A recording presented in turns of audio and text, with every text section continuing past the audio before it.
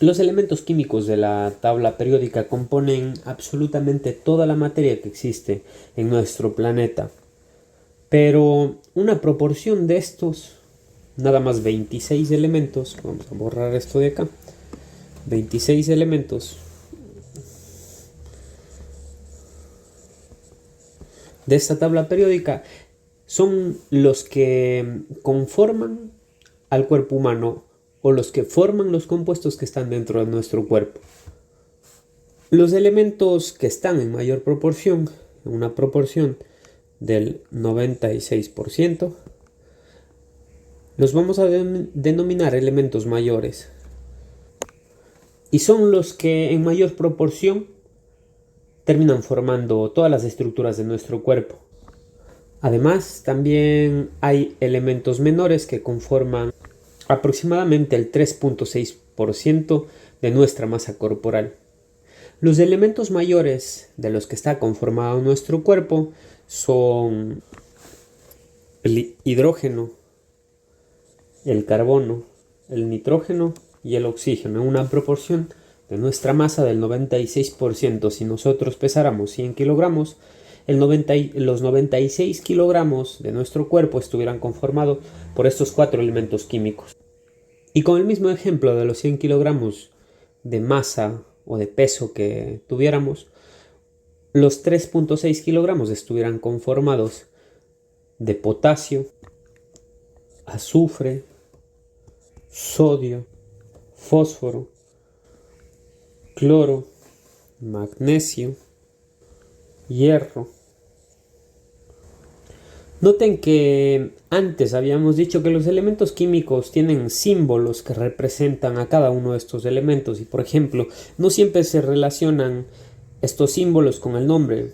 En el tema calcio también está en nuestro cuerpo, pero vamos a quitarlo, luego vamos a hablar de eso. Pero a lo que quiero llegar es que noten que el calcio, el símbolo químico es Ca, pero se relaciona con el nombre, no así el potasio. No se relaciona con el nombre porque el símbolo químico del potasio es K. Eso suele confundir a algunas personas, pero es muy importante que al menos sepamos los símbolos químicos de estos elementos químicos que hemos señalado en la pantalla. Hay un tercer grupo de elementos de los que está conformado nuestro cuerpo que se llaman oligoelementos y están en una proporción de 0.4% del peso corporal total. Hay elementos, oligoelementos, como por ejemplo el yodo, que es muy importante para la elaboración de las hormonas tiroideas, y algunos otros elementos que los vamos a mirar a continuación. En esta tabla podemos notar el porcentaje de la masa corporal total que representan los distintos elementos químicos que conforman nuestro cuerpo. Por ejemplo, podemos ver aquí que el oxígeno representa un 65% de la masa corporal total y es parte del agua, de muchas moléculas orgánicas que contienen carbono. Se utiliza para generar el adenosíntrifosfato, que es la moneda energética de las células de nuestro cuerpo. Es empleado por las células para almacenar energía química.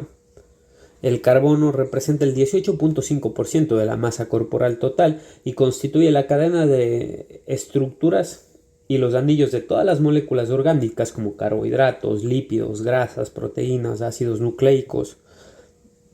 El hidrógeno está en una proporción del 9.5% de la masa corporal total y es el componente del agua de la mayoría de moléculas orgánicas, y su forma ionizada torna a los líquidos más ácidos o más básicos. El nitrógeno está en una proporción del 3.2% de la masa corporal total y es un componente de todas las proteínas y los ácidos nucleicos. Tenemos aquí, antes estos serían los elementos mayores. Ahora vamos a hablar de los elementos menores, que son todos estos de aquí hasta acá abajo. Son los elementos menores. Tenemos en una proporción de un 1.5% de la masa corporal total el calcio, que contribuye a la dureza de los huesos, los dientes, y su forma ionizada de calcio es necesaria para la coagulación de la sangre. Interviene la cascada de la coagulación en la liberación de algunas hormonas, la contracción de los músculos, es muy importante para la contracción de los músculos y muchos otros procesos fisiológicos. El fósforo tiene una proporción de un 1% y es un componente de los ácidos nucleicos, fósforo. El ATP, necesario también para la estructura normal del hueso y de los dientes. El potasio en un 0,35%, en su forma ionizada. Potasio es el catión o partícula positiva más abundante dentro de las células o dentro del líquido intracelular. Es necesario para generar potenciales de acción o generar la electricidad que permite, por ejemplo, la contracción de los músculos, tanto cardíaco, liso, esquelético. El azufre en una proporción del 0,25% es un componente de algunas vitaminas y de muchísimas proteínas.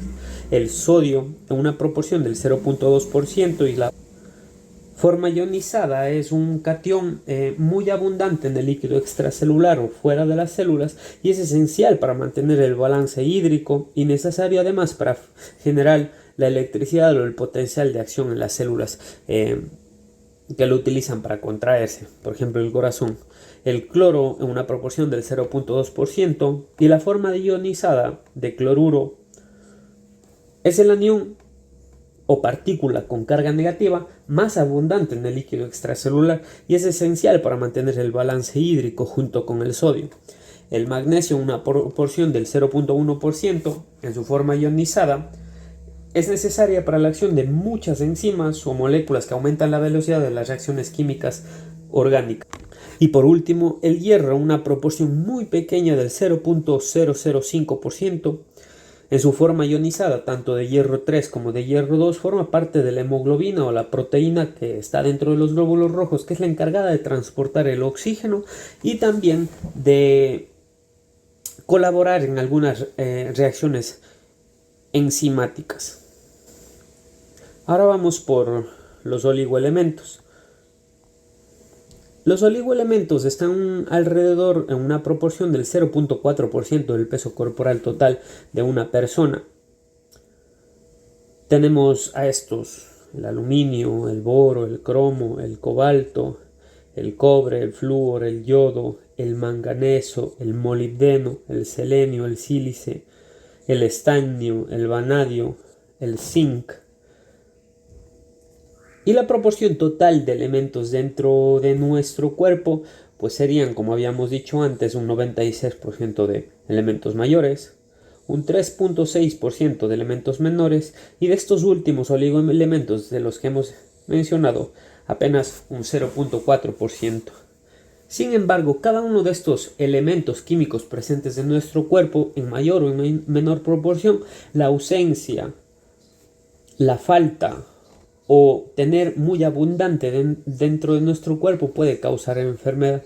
Es así que se utilizan prefijos para denominar el aumento o la disminución de estos elementos, como por ejemplo el prefijo hiper, hipo. El prefijo hiper nos indicaría un aumento de la concentración de estos elementos en nuestro cuerpo y el hipo una disminución de los elementos de nuestro cuerpo. Iso, una cantidad normal de los elementos en nuestro cuerpo. Así podríamos decir que cuando aumenta, por ejemplo, el sodio dentro de nuestra sangre, podríamos llamarla hipernatremia, o cuando disminuye de los valores normales, hiponatremia. Cuando hablamos del cloro, por ejemplo, hipercloremia, cuando aumenta, y cuando disminuye, hipocloremia. Y así con cada uno de los elementos, distintos elementos que conforman nuestro cuerpo.